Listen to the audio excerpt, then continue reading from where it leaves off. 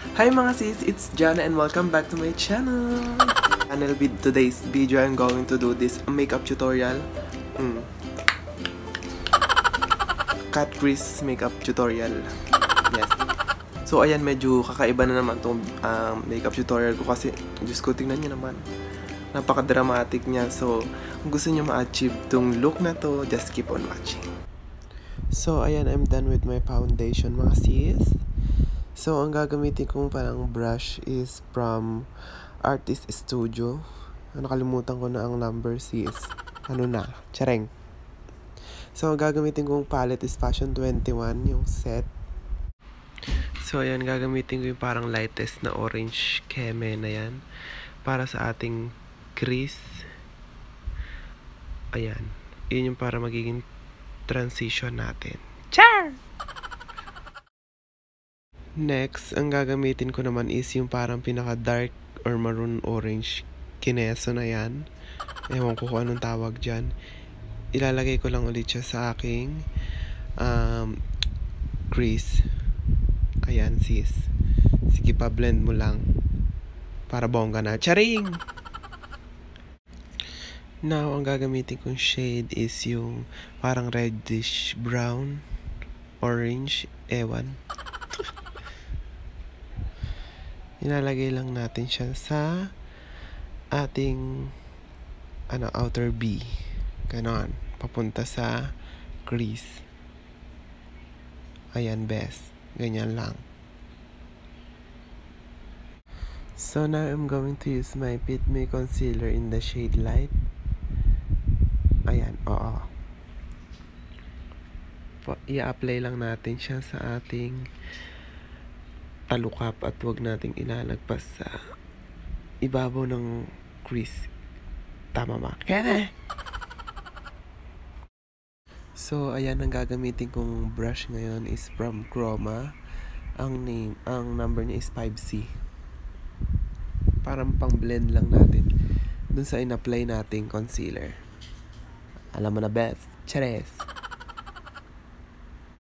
Next, I'm going to use my Chroma brush 4C. Ayan, nilalagay ko lang, gagamitin ko siya para mas define yung pinaka cut crease natin. Ayan. Ano na, best? Ayan na, sis. So, ayan, i-extend lang natin siya hanggang dun sa pinakadulo, sa buntot niya. Ayan, at i-blend-blend lang natin para iwas chismis. Charot! So, ayan, gagamitin kong shade is yung white para mag-iset natin yung concealer na nilagay natin para hindi siya gumalaw. So, ayan guys, balik tayo sa ating eyeshadow. Ang gagamitin ko ang BYS number 1 or 01.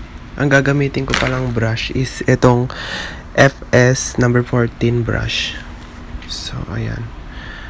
Gagamiing kulay pa lang ang kukunin natin is yung parang golden brown. Diyos ko, hindi ako marunong sa mga kulay. Dahil. So, ayan. Ilalagay lang natin yun sa pinaka crease natin. Yung sa may pinaka, ayan. Sa may, ayan. Ayan. Ay, yung totoo. Ayan. Diyan sa may pinaka darker chururut para magawa ng isang straight line para mas ma-define yung cut crease natin. Ayan na. Now, I'm going to use my Everbilena liquid eyeliner. Yung may glitter siya best. Para bongga na.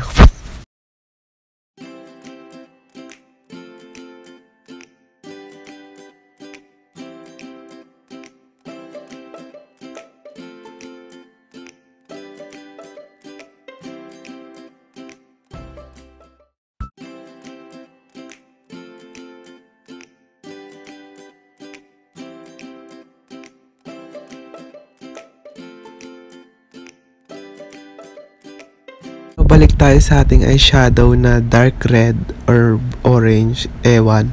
I-apply lang natin siya dun sa ating lower lashes.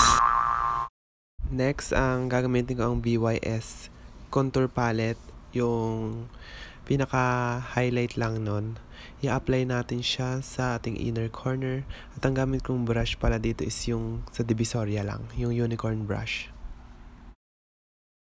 Now, magpo-pulses tayo. Ang gagamitin kong pulse lashes is from Glad King. So, anong pinagmamalaki mo yan, sis? Ganda ka? Tsareng! So, magbabalik ako para sa final look.